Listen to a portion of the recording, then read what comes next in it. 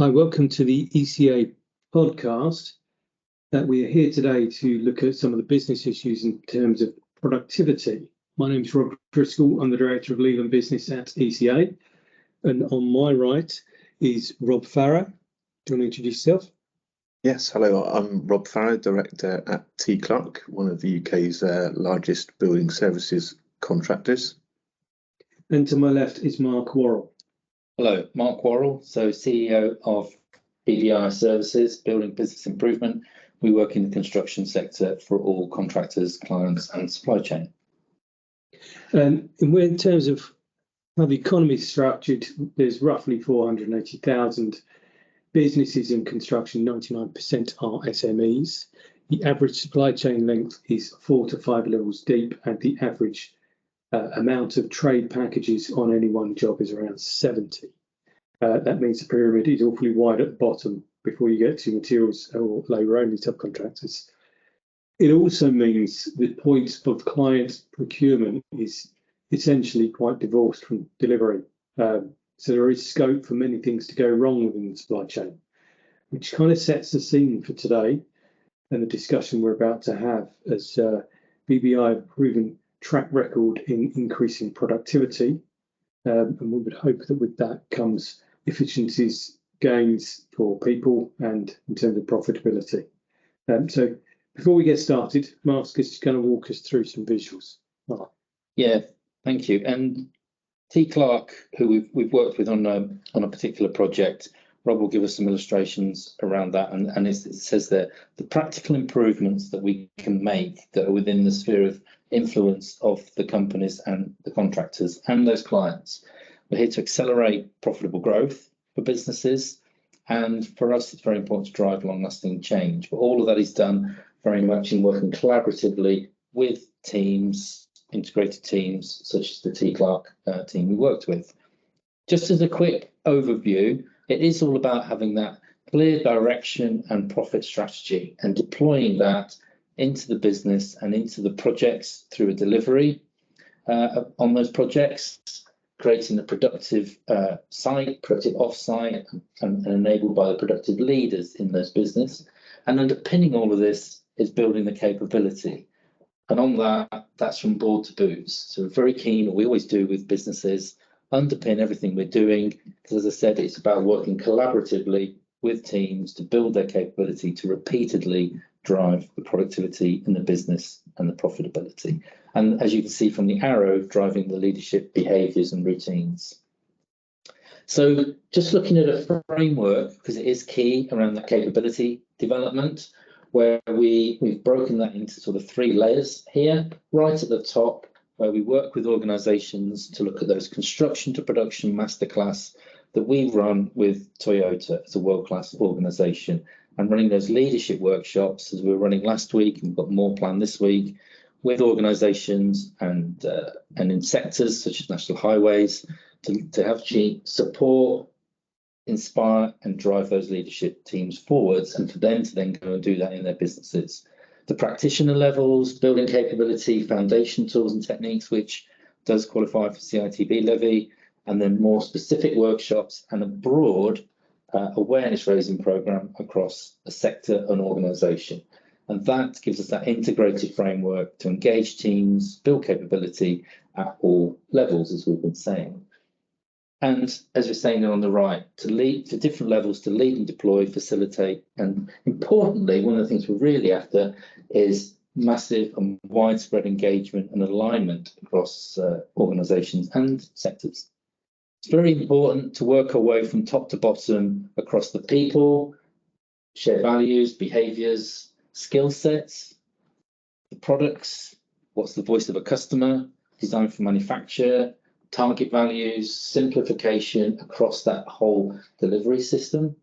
The processes, so we looked end-to-end on processes, took waste out, streamlined them, standardised them for productivity and quality outputs, and we have that performance-driven approach. We use a lot of sport analogies, so it's using that plan, do, check, act, as it said on the right, to really drive on a daily, weekly, monthly basis continuous improvement and innovation. So it's people, product, process, and performance, and that blending together has a huge impact, and a huge impact across life cycles of projects. So we're not just jumping on things at the right hand side when they're in the midst of a build. We're actually working with people and teams when they've just won jobs in pre-construction, through the design process. Are we buying it from the right people in procurement? Has that supply chain got the capability and capacity to deliver what we want? The logistics systems supply the parts when we need them, where we need them, so we have a much better chance of successful construction. So those were just a bit of an introduction to the discussion we're going to have. So in terms of, I guess, the collaboration between BBI and TClarke, how did that come about? I first met the BBI team through a project in Bristol, Bristol Beacon, one of the UK's largest ever regional arts projects, and a particularly complex project, lots of interfaces, where, and particularly in a historic building where we were installing a lot of complex systems across a very challenging building.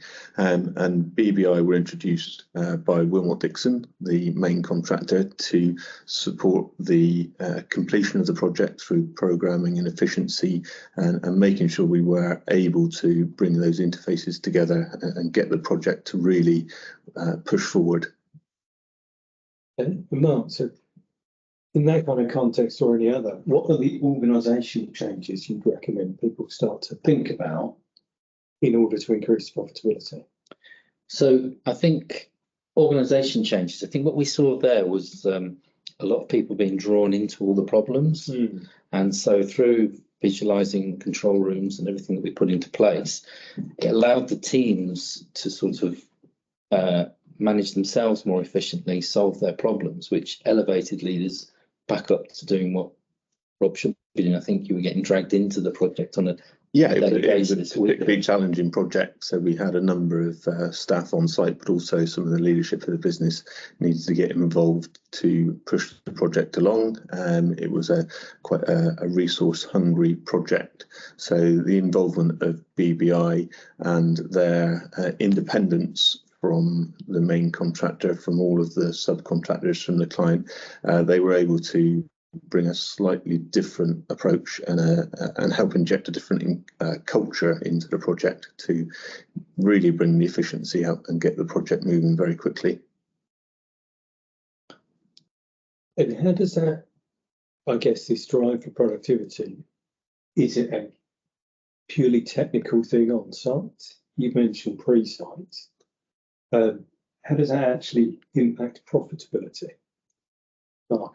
Well, I think two points there. You raised a question, technical aspects. It's actually a lot of the non-technical things that we work on rather than the technicalities. So it's all that we've been working with National Highways. It's that white space around what the technical aspects of building are, and it's increasing the time that people are able to do the technical aspects as opposed to, so it's tackling all those times when they're not working and they're not being put to work, or something stops them going to work, to release people, take away those frustrations, to let them do that work is key.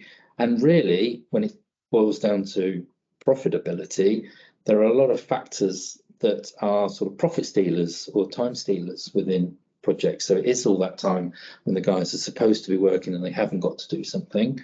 When they're given a bit more of a space to work, they can organise themselves more efficiently and effectively, and those make-ready needs are organised, and then the interfaces between the different trades or contractors is facilitated, so we can actually speed up what we're working and things can take less time, so we can achieve more with the same amount of resource from a management time, but also from the guys on the tools, if you like, or on site. So Rob, is this more about eradication of waste? Yes, definitely a eradication of waste in resource and time, but not necessarily speeding up installation, speeding up the process. It's about finding the gaps between interfaces. So us, the rest of the supply chain of Wilmot Dixon on the project, and Wilmot Dixon themselves have got plenty of people with technical expertise, project management expertise, to deliver a really quite successful project.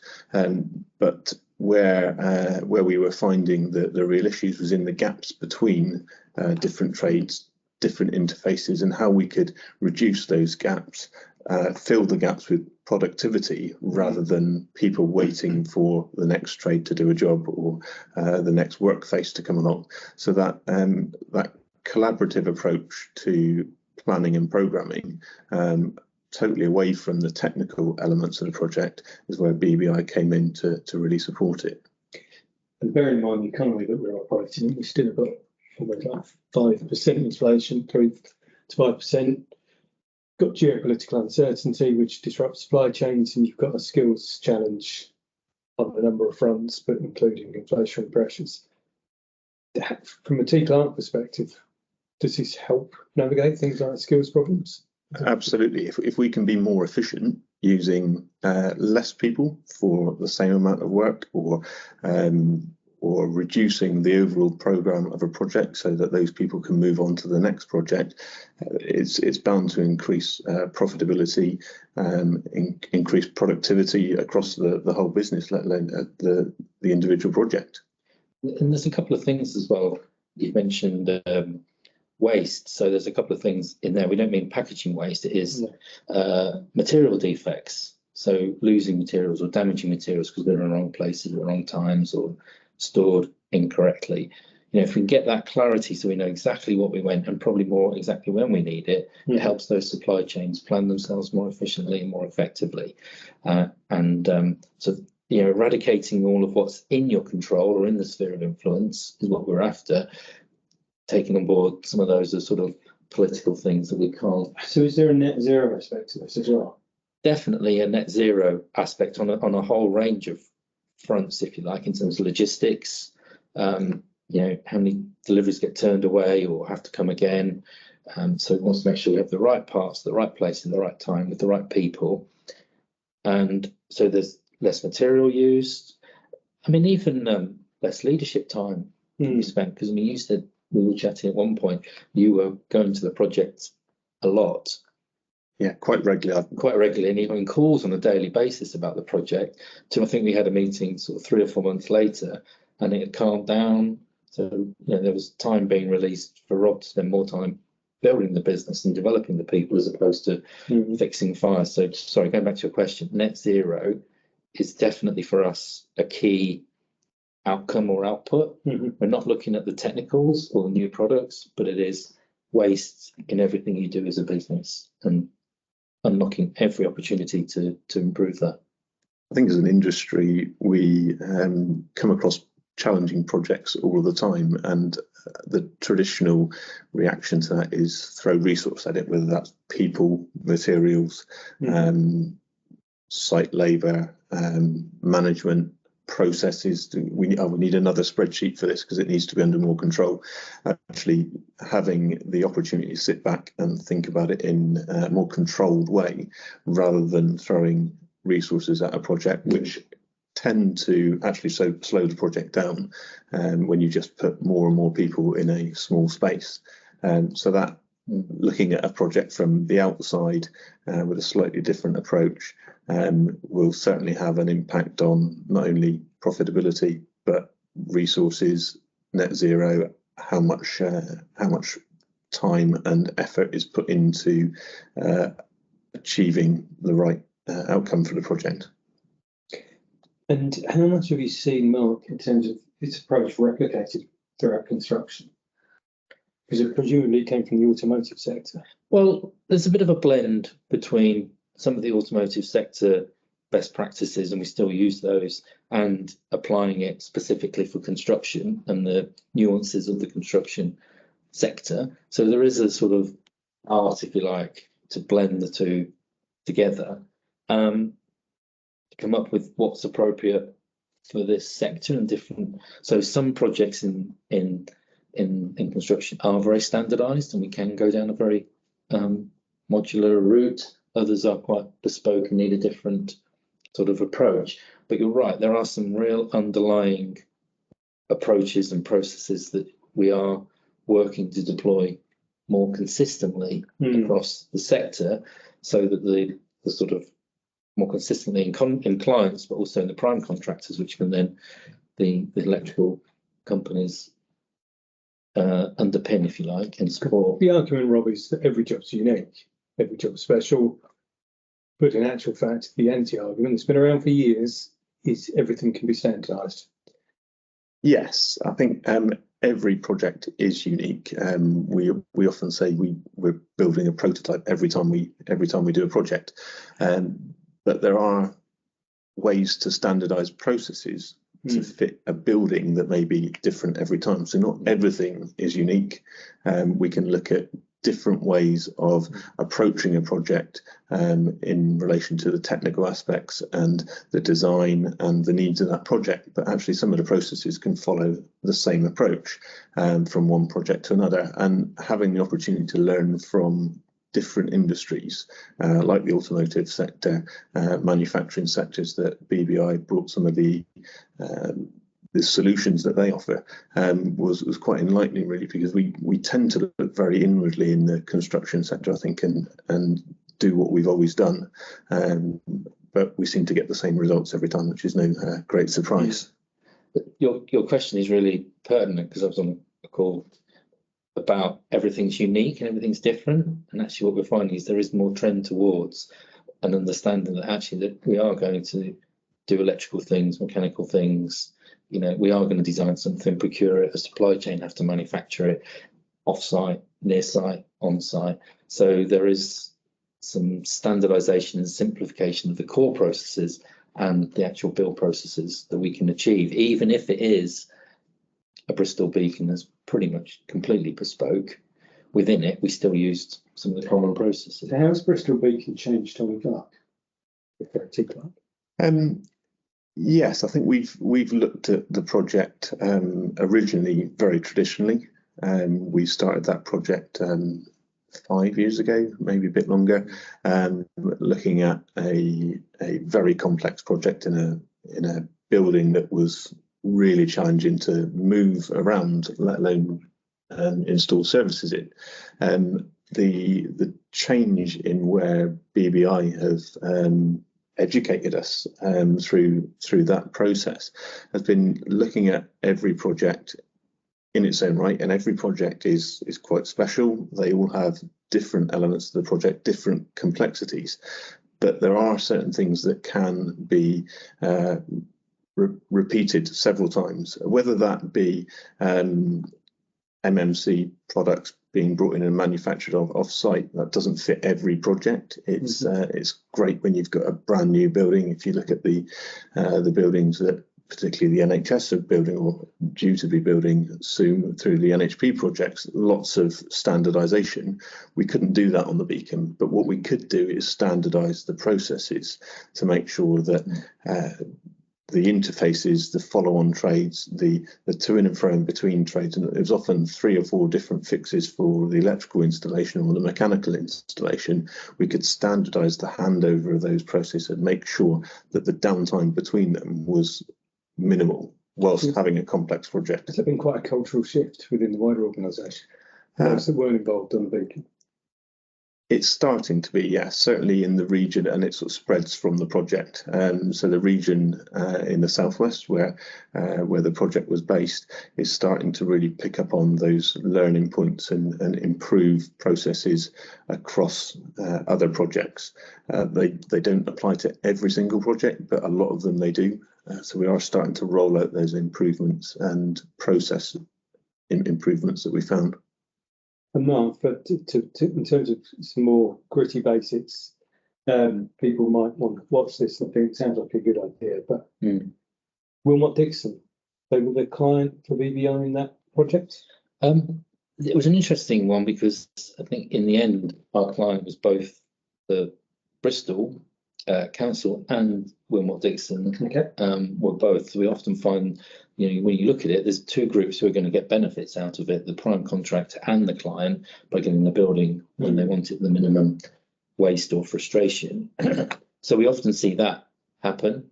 Sometimes we'll work directly for a TClarke because they can see, well, actually we'll eliminate risks, deliver better, and come out of this with a bit more profit than we were originally.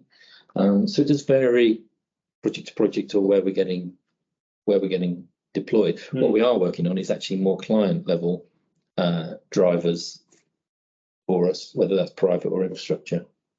So if you weren't involved with the client or the main contractor, but an M&E contractor or wanted to get BBI involved, how would they go about that?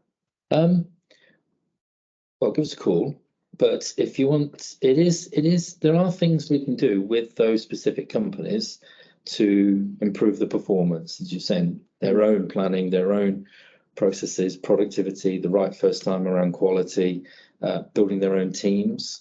But I think you're exactly right. To maximise the benefit, we do need to engage up the chain. I mean, that would be, and designers as well. We've got another big project we're working on. We're just setting up some design hubs to really drive the design through as much as the construction process. So that's had to go out to the design houses to get them involved in releasing and unlocking the tap.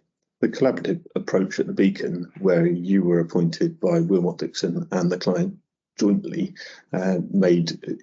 was a statement in itself that there was a sense of collaboration on the project, and that existed from beginning to end of the project. Everybody was aiming for the same goal. So that collaborative approach, I think, is where it works the best, where everybody has got the same goal and embeds that culture into the team. But there will be benefits of engaging BBI as an M&E contractor as well. No mean feat to get everybody into that collaborative space. Myself came from a background where a law firm was appointed as an advisor to a project, which seemed like a bit of a strange thing. And we were always met with well, who's paying you? The clients, you work for them, not us. So with that in mind, you must have faced barriers. Not that you didn't overcome them, whether they be cultural or otherwise. Yeah, for us, we use a lot. We're very visual people, and we're always, our statement is we're there best for project. Whether that's from client, prime, subcontractors, is best for project. But it is often about getting things up in lights or visually agreed. That's what we're aiming for, those days, those goals, those milestones.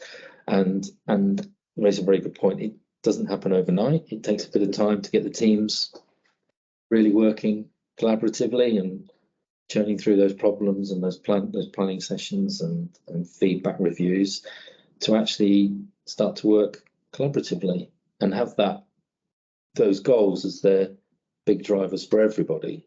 And if we all hit that, we will do well. But it does allow us to flush out if there are risks and opportunities. So if a driver is to achieve something, I think then we've got a better vision of we've done everything we can, we collaboratively, to achieve that. But if we need to go to the client and ask for money, then they know we've tried everything to get there. This is the best option. People need to want to be collaborative, and there has to be a focus and a need to be collaborative, but also individuals and the businesses involved need to want it. We were lucky on the Beacon that it was a very collaborative project, albeit quite challenging, and the input that BBI gave early on was welcomed by everybody. I had a phone call after the first meeting that BBI chaired from our team, said these guys are great. They are here to collaborate with us, and they don't appear to be representing the client who's paying them. And so that approach, it came very, very quickly on the Beacon, but that was generally because people wanted to be collaborative in the first place, I think. It's a good point, and I often sometimes forget in terms of we do bring that approach. There are other people or organisations, but we bring that way and visual and team collaboration that people do get behind it. Maybe not in the first week always, but over time you start eking out, actually this is working, it's here to help, and I achieved more this week than I did 2 weeks ago. Or leaders like Rob going, yeah, actually gone quiet on, I haven't had a phone call this week from whatever project. I better go and see what's going on. I think sometimes collaboration is used as a bit of a buzzword in construction, and we'll put it in our tenders, but it's not seen as often in practice as it is perhaps in a tender submission. But we were certainly very lucky on that project that it was being used anyway, and we've got a very collaborative team within TClarke, Wilmot Dixon, and the client was particularly collaborative as well. Their representative certainly wanted the best for the project. Well, I think that, I guess I would look at it as a non-construction technician, as a lawyer, as a kind of amateur economist, and say sometimes it's the structure of the market set up to fail. If the average profit margin is 2.5%, and we've experienced 2022, 23+% inflation, people getting into contracts that on average last 12 to 18 months, they're holding their prices through a period which their costs are going to rise in far excess of their profit. That puts collaboration to the ultimate test, because somebody's got to lose and take a hit. I think that's it. Yeah, but so maybe it's my cynicism rather than anything else. But I think what we can help achieve or facilitate is much better trust, if you like, and real collaboration into the nuts and bolts, that we can really show that we've squeaked everything out of this process it's going to go up. Do you think this helps mitigate the impacts of that kind of market volatility? It does. I think it certainly mitigates the risks involved with that long-term contracting model that we're in. We win a project and then we're not often finishing the project. In the case of Bristol Beacon, it was 4 or 5 years before the project completed. So there is definitely risk there, particularly among inflation, availability of supply chain, design changes, and the input of BBI perhaps doesn't just offer an opportunity to improve productivity, subsequently profits, but also mitigate risk, and helps us pull back some of those things that have perhaps run away with the project over that long period. So, Mark, any comments that you'd like to make up before I give a bit of a round-up question? No, the only area is just to identify, maybe again, if you like, is building capability. You talked about the spreading within the TClarke or whoever, but it is key for us to build the capability from CEO through to supervisors. So there's a common message, common understanding, and driver around waste or the processes that we're going to put in. Because without the leadership engagement, it needs that to facilitate everybody else getting on board. So capability development for us is key. So what, I guess, quick wins could somebody embed tomorrow that would start them down this journey? Quick wins are difficult to find in construction, I think, and particularly when what we're talking about here is a cultural shift in the cultural shift in a project, but also the wider industry. And the quick wins, I think, are around reducing waste and waste in time and resource rather than packaging and materials. But that very focused view on cutting down waste in time between trades, between activities on site, was fairly easy to implement on the Bristol Beacon without too much preparation. You weren't brought in at the beginning of the project to have the full effect that you can have through the process-driven approach, but you're able to have an impact very quickly partway through the project in reducing that waste. The other bits are very much cultural change and leadership change to make sure that the industry improves year on year. So it's easier to find a project, bring them in at the start, and use the project to, if you like, traverse the cultural shift in the organisation. I think so, and that's certainly how we plan to engage with BBI going forward, is to make it very project based, so that we engage with all the stakeholders in the project, client all the way through the supply chain, to make sure that culture changes on an individual project. And then once you've done one project, the people there will learn the new culture, and you move on to the next one, and eventually it will spread out across our company and the industry. And that's the key thing, is to sort of treat each project as unique and independent. It's like it's the next one in the cycle, and we'll keep building on it and building on it. The only thing I'd suggest in terms of quicker wins or shorter wins is the visualization of things, getting control rooms or up on the wall. We don't just mean plastering the walls for the sake of it, but that being able to walk into a room and see what's going on, top issues, short range planning, make ready needs, that really brings things to life for everybody. Leaders being able to walk onto a project and see that, through to supervisors, black hats, being able to walk into a room and go, okay, yeah, this is what we're supposed to be doing today, this week, how are we getting on, what are we going to do about it. So if somebody wants to go down this road, Mark, how do they get in contact and what happens next? You can get in touch with us or in touch with yourselves, because we're building that link, and or in touch with Rob even, and passing our details. We've got the website, and link into the future things that we're doing and releasing to sort of explain this process. And I'm sure my number will be somewhere in all of this communication. Okay, thank you for your time, guys. Thank you. Thank you. Thanks, Rob.